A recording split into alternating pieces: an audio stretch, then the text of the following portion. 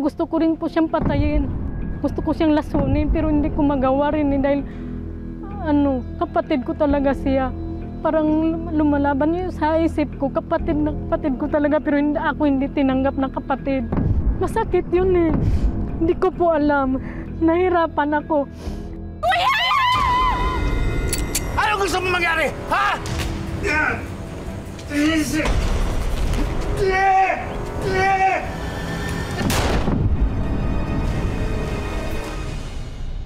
Blood is thicker than water. Yan po ang madalas nating sabihin tuwing kailangan nating mamili sa pagitan ng ating pamilya at ng taong minamahal. Pero paano kung ang mismong kapatid mo ang nagbibigay kalbaryo sa buhay mo? Pipiliin mo pa rin ba ang iyong kadugo? Ito po ang kwento ni Gemma, na nung mga bata pa lang daw ay may hidwaan na sa kanyang kuya. Isang simpleng away magkapatid na nauwi sa trahedya.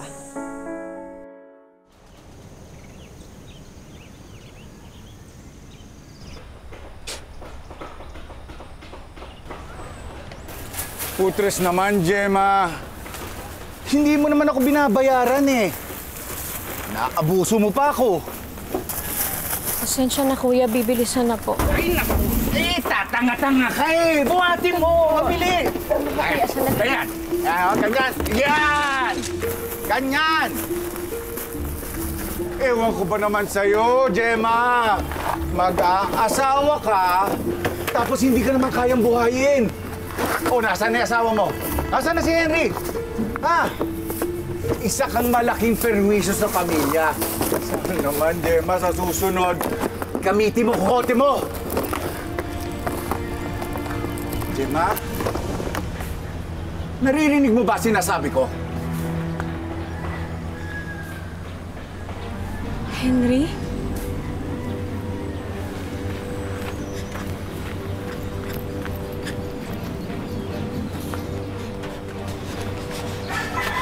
Walang yaka! Ay, Gemma, ano ba? Alam mo ka, bumalik dito, walang yaka! Ano ba? Bakit mo sinasaktan na asawa ko? Asawa? Huwag mo sabihin! Gemma, tumigil ka na. Sorry. Napasubo eh. Mas patanagot ako. Yung babaeng yan, ha? Kaysa sa pamilya mo? Teka, Gemma. Bakit di mo ba tanggap na wala na tayo, ha? Hoy! Gago, Henry! Ginagago mo! Walang sino man ang gagago sa pamilya namin, ha? Hindi naman! Kuya, wag! Kuya! Tandaan mo yan!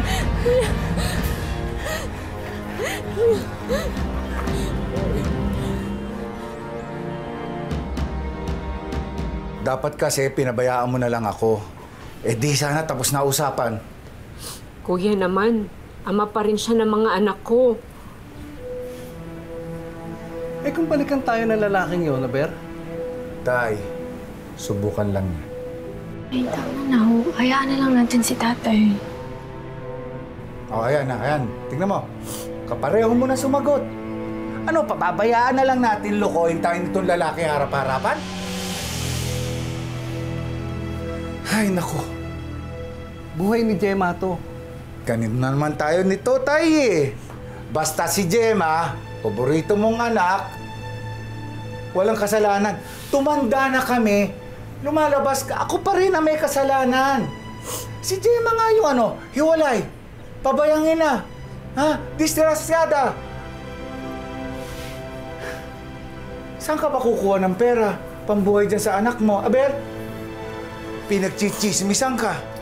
Ikaw ang laman ng usapan dito. Dahil sa'yo. Kuya, hindi naman totoo yun eh. Magsisikap naman ako eh, kakayanin ko. Jesus, kakayanin ko. Huwag na huwag kayong lalapit sa akin kapag kumukulo na yung mga tiyan nyo. Pinag-uusapan na, pinagchichismisan na. Sino napapahiya dito? Ikaw ba? Hindi. Pangalan natin.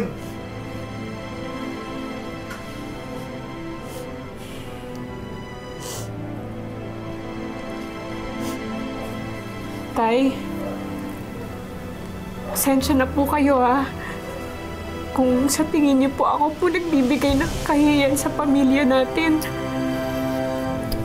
Kung isipin nga anak, isipin mo ay kung paano kayo mabubuhay ng anak mo.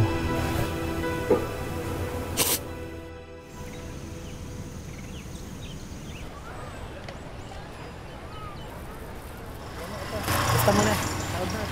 Basta na naman. Miss, magkano ba lahat yan? So, pakyawin ko na lahat yan eh. Papakyawin mo, tapos papalista mo rin. Bagong sweldo to. Oh, sige na. Magkano? Hindi na, wag na. Bebenta ko na lang to sa iba. Sungit naman ito. Eh, huwag mo sabihin eh, pagagalitan ka ng kuya mo o... Nandiyan na yung kuya ko. Sige na, umalis ka na. Ano mo ng pangalan mo? Hindi mo kilala yung kuya ko. Ah, ako nga pala si Gary, ikaw si... Si Gemma yung pangalan ko. Sige na, umalis ka na.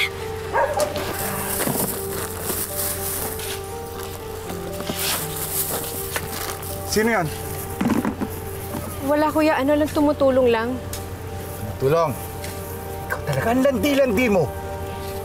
Kuya, sobra ka naman. Hindi naman ganun. Ito, hindi. Ito. Magtinda ka. Ano, inaasikaso mo?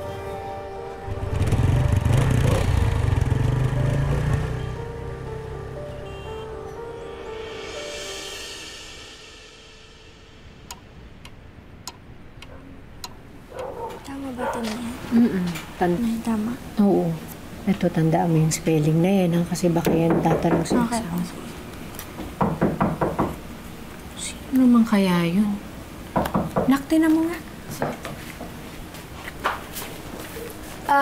Nay, may naghahanap po sa inyo?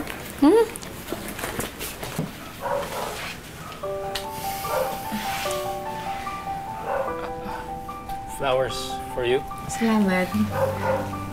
Chocolates. Alam ko, mahilig ka sa Salamat chocolates. po. Upo ka muna. Salamat. Kuha na rin ako ng juice, Nay. Sige po. Sige.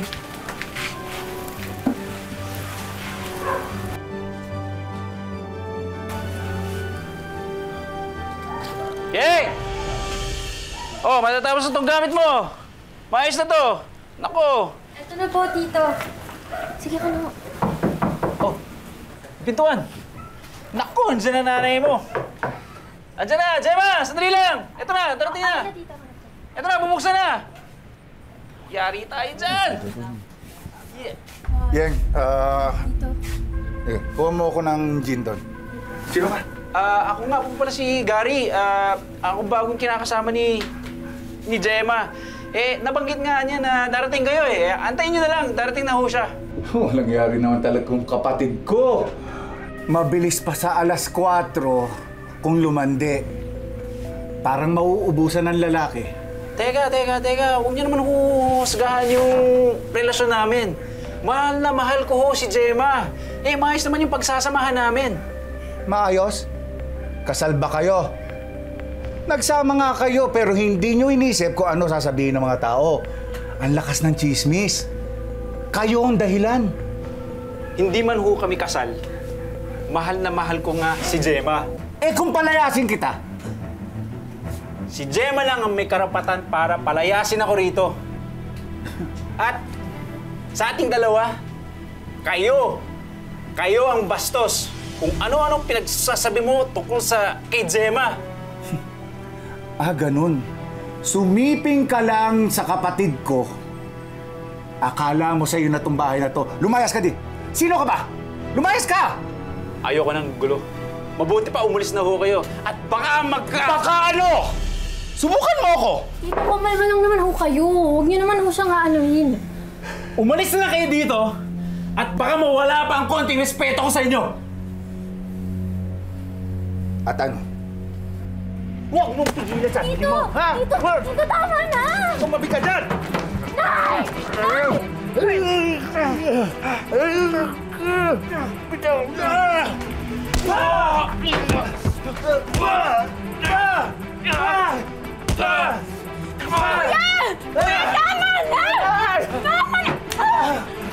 Malandi ka! Huwag mo na wala pala! Sasaktan yung asawa ko! Ano? Anak, tama na yan!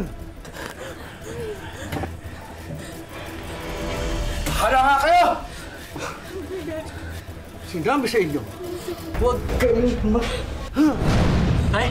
Tay! Tay! Tay! Tay! Tay! Lolo! Tay! Nay, tatawag ka na tulong. Tay! Tay! Buwas na! Sagara! Wish ko lang. Kasalanan mo to, Gary. Ikaw ang dahilan kaya inatak sa puso si tatay. Walang kasalanan si Gary. Kung hindi ka sumugod doon at nanggulo, hindi sana mangyayari to. Pasensya na, mahal. Hindi ko talaga sinasadya. Wala kang kasalanan. Susobra ka na ata, kuya eh. Lahat na lang sinisisi mo sa ibang tao. Bakit hindi mo tingnan din yung sarili mo? Hoy! Kasalanan mo rin to! Kung hindi ka malandi, hindi ka mag-uuwi ng lalaki, hindi aatakin sa puso si tatay. Sobra ka talaga! Subukan mo! Huwag na huwag pagbubuhatan ng kamay ang asawa ko! Hoy! Hindi kita kamag-anak! Tabi kayo dyan! Eh, babalikan kita!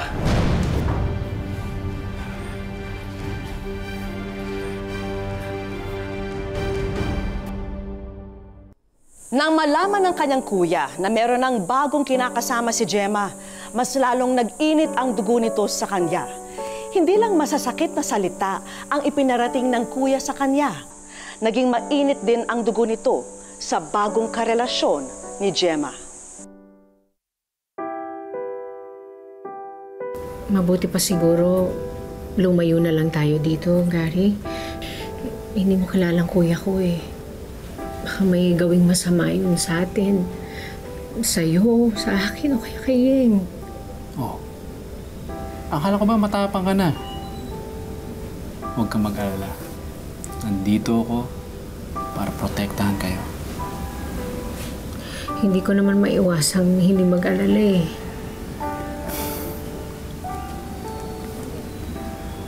Huwag kang mag-alala. Kahit anong mangyari, hindi ko kayo pababayaan. Ayaw ko mapahama kayo. Lalong-lalo na, madadagdagan ng pamilya natin.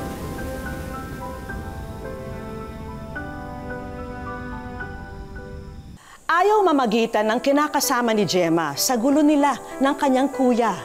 Sa katunayan, hindi siya kumampi kay Gemma at pumagitna pa sa hidwaan ng dalawa. Pero hindi niya sukat akalaing hindi lang sisirain ni kuya ang tahimik nilang pagsasama. Hahantong pa ito sa trahedya.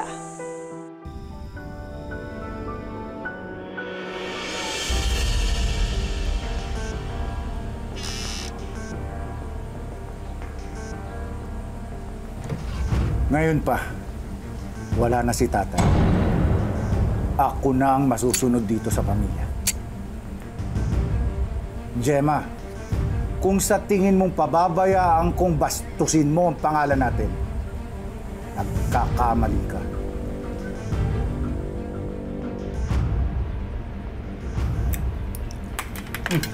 Kailangan ko ng malas. Hinga. Oo. Mag-iingat ka ha, tapos i-text mo. Kayo mag-iingat. Ha? Ikaw, Yeng, umuwi ka na kaagad, ha? Maaga. At ikaw, talaga mo, baby natin. Tito, huwag ka na mag-alala. Ako na bahala kay Bunso. Ingat. Sige, malilita ako.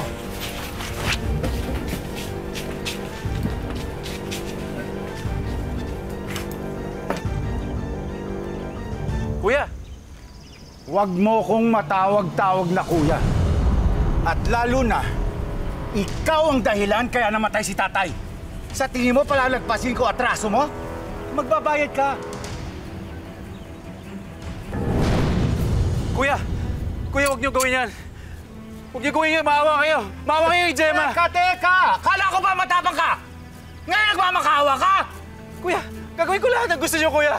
Huwag niyo gawin yan, kuya. Sige, sige. Kuya. Bigyan mo ako ng isang rason. Bigyan mo ako ng isang rason. Kuya, huwag para sa akin. Hindi ko iputok sa ito. Para sa akin. Para kay Gemma. Para sa magiging pamangkin niyo. Para sa magiging anak namin, kuya. Gago! Sinabi ko na sa'yo, tigilan niyo yung kahihiyang ginagawa niyo sa pamilya ko! Ngayon, anong gusto mo mangyari? Ha? Yan!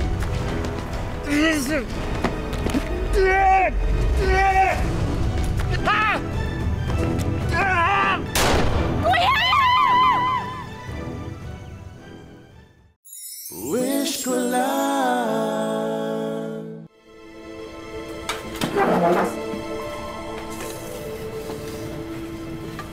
Ay, naiwanan ni Gary yung baunan niya. Oh, sige, teka muna, habol ko muna. Sige po. Tigilan nyo na yung kahiya ginagawa nyo sa pamilya ko! Ha? Ha?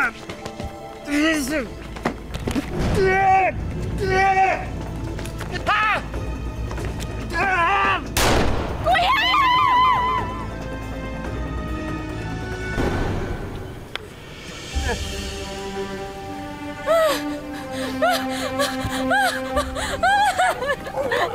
Gary! Gary!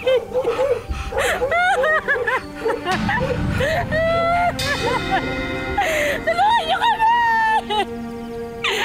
Gary! Tulong! Tulungan niyo kami! Tulong!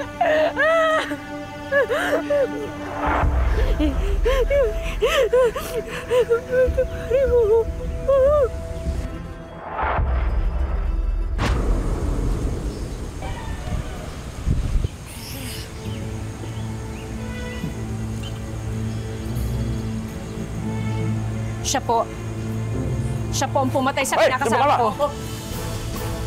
Sige, pasalaman! Ikaw pa. Ikaw pa, Gemma, ang magpapakulong sa akin. Sino ba yan si Gary sa buhay mo? Siya lang naman ang tatay na magiging anak ko. Wala kang karapatang sirain ang buhay ko. Pinoproteksyonan lang kita. Nagmamalasakit bilang isang kapatid.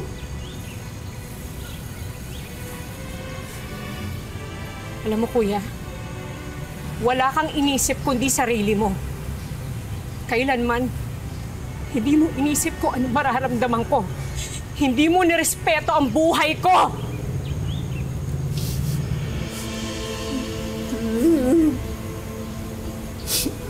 Patawarin mo ako.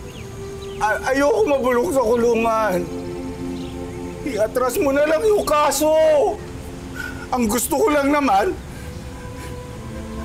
maganda ang tingin ng tao sa'yo. Yung may dangal ka, yung kagalang-galang. Masama ba yun? Sa tingin mo ngayon, mas kagalang-galang tayo. Binahira mo ng dugong pamilya natin. Kunin niyo na siya! Gemma! Patawad! Ken! Patawarin mo ako!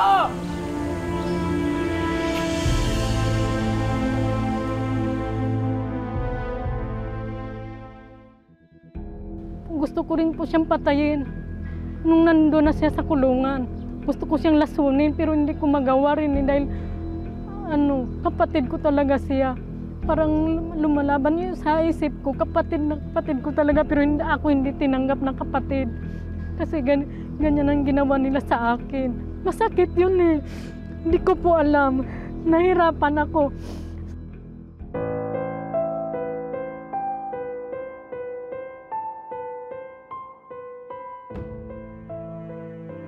Labing-limang taon man ang nakalipas, nananatiling patalim na nakabaon sa puso ni Gemma ang pagkasuklam sa kanyang kuya.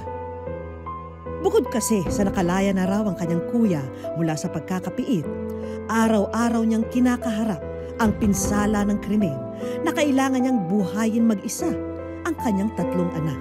Kung ito na nga raw ang hatol ng kapalaran sa kanya, nasaan na raw ang hustisya? Kuya, masaya ka na ba sa ginawa mo? Masakit kasi. Sinira mo yung buhay ko, yung mga pangarap ng mga anak ko na makapag-aaral. Hindi na matupad dahil wala nang nag-ano sa akin eh. Sumusuporta. Ilang bata ang pinapakain ko. Masakit. Kahit masakit, iniisip ko na lang lumaban ako. Paano yung mga anak ko? Yun talagang nasa isip ko. Humaharurot ngayong araw ang Wish Express at patungo ito sa lugar kung nasaan si Gemma. Sa wish ko lang. Wish ko lang. Sa bigat na nga ng dinadala ni Gemma, minsan na raw niya naisip na takasan ang katinuan. Dumating na kasi siya sa puntong wala nang makitang rason para ituloy ang buhay. Kung hindi rin lang daw para sa kanyang mga anak. Pag nakikita ko yung mga anak ko, nasa isip ko talaga, hindi ko magawa. Dahil mahirap. Paano kung yung mga anak ko ang wala ng ina? Wala nang ama, wala pang ina. Sabi ko, paano na ito? Hindi ko na alam yung buhay ko eh.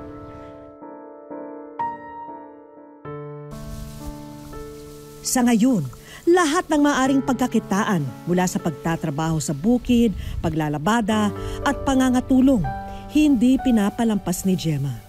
Wala kasing pagkain na mapagsasaluhan ang kanyang mga anak kapag hindi siya nakapagtrabaho kahit na isang araw. Doon ako tatakbo sa amo ko. Nangihiram ako ng pera pag kinakailangan. Pag nagkakasakit ako, sabi naman ng amo ko, bigyan niya na ako ng pera, pero sabi niya, paano naman yung mga kamag-anak mo? Hindi ba nakakatulong sa'yo? Hindi na nga ako nagsasalita. Kasi totoo naman talaga. Ramdam ni Gemma na bilang lang ang mga taong maaring makatulong sa kalagayan nilang mag-iina. At sa mga ganitong pagkakataon, bukod sa matinding pananalig, isang pagbabakasakali na rin ang kanilang sinubukan. At ito ay ang iparating sa ating programa, ang kanyang liham, alang-alang sa kanyang pinakabunsong anak. Nais kong maiba ang buhay niya kasi may pangarap din siyang makapagtapos. Kaya nagawa niyang sumulat. Yun, nakita ko na, nabasahan ko yung ginawa niyang liham dun sa Wiskulang. Napaiyak ako, sabi ko parang hindi na talaga namin kayang paaralin siya. Sabi ko, kahit na mahirap, pag high school lang, siguro kaya ko pa. Pero ang nais ko sana, maiba yung takbo ng buhay niya. Sa dami ng pinagdaanan ni Gemma, napakasimple lamang, ngunit makahulugan ang pangarap na ito. Sa puntong ito, nais naming ipaalala sa iyo, Gemma, na hindi ka nag-iisa at lagi kang may karamay.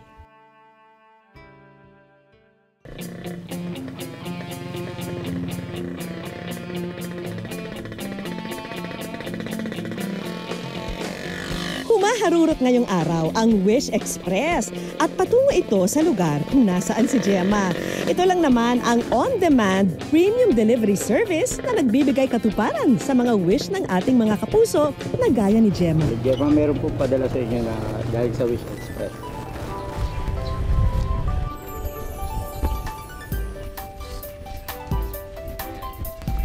Sa wish ko lang. Pinagdasal ko po sa Panginoon na bigyan ako ng lakas para makayanan ko lahat ng pagsubok. Tapos, nung napanood namin yung wish ko lang, doon nakita ko talaga na yung anak ko na sumula. Laking pasalamat ko po una sa may kapal po. Dininig niya yung mga panalangin ko. Alam ko na masaya na yung asawa kong namatay na matulungan na yung anak niya makatapos sa pag-aaral. Yun po talagang pangarap namin noon. Makatapos sa pag-aaral yung anak niya. Ngayon, narito na po yung tulong mula kay Miss Vicky Morales, yung wish ko lang. Laking pasalamat ko po.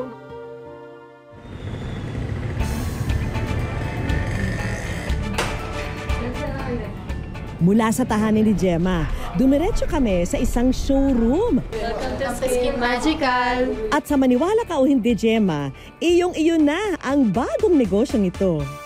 Bonggang-bongga ang mga skincare at beauty product na ito na siguradong papatok sa mga millennial at mga mommy.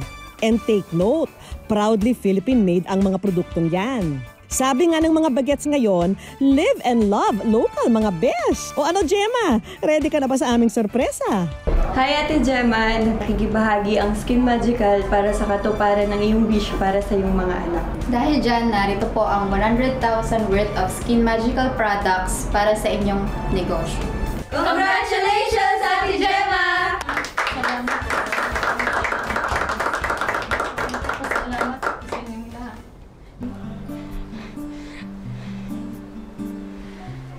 Salamat po sa inyong lahat. Ako po nagpapasalamat po sa kanila.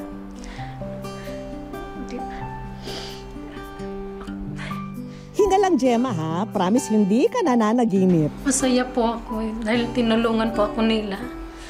Labis po ako nagpapasalamat po sa inyo dahil tinanggap niyo yung pakiusap ko at humingi ng tulong. Dati po ako, hindi ako nagtitinda ng kandila, gumagawa lang po ako. Ngayon po, sa tulong niyo, may ititinda na ako isang product na makatulong sa pamilya ko.